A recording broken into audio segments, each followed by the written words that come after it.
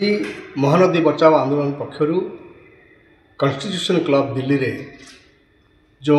महानदी संसद आयोजन होता यही संसद रे किसी गुरुत्वपूर्ण निष्पत्ति प्रस्ताव पारित हो सबुठ मुख्य कथा हूँ जस्टिस गोपाल गौड़ा जो प्रस्ताव मूव कर जे देशर प्रधानमंत्री महानदी जल विवादर समाधान पाई हस्तक्षेप करंतु एवं दुई राज्य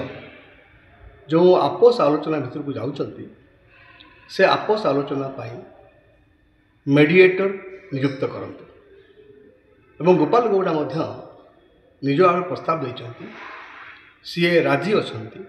जदि दुई सरकार चाहिए तेबे सीए मेडिएशन करिपारिबे करने को से सम्मति प्रदान कर द्वितीय गुरुत्वपूर्ण निष्पत्ति आम नेलु आज ताहला जे जो आपस आलोचना ये आपस आलोचना केवल सरकार भितर न रही सीमाबद्ध न रही से आपस आलोचना आलोचन रिभर बेसिन जो मैंने स्टेक होल्डर से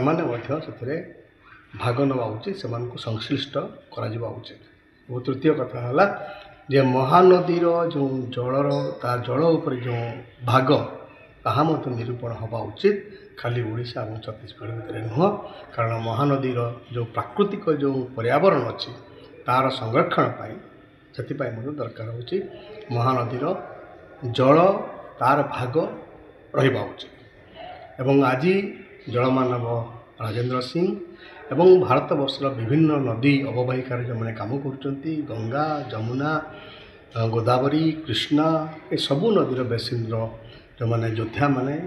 से आज भाग नहीं एवं आज संसद सफल है। With the main laudable object of giving your inputs to emphasize both the states, the Chhattisgarh state, Orissa state and Union of India. नदी के पानी पर नदी के लोगों का, पेड़ पौधों का, चिड़ियों का, पक्षियों का, सबका बराबर अधिकार है। नदी केवल 30 उद्योगपति परिवारों की नहीं होती,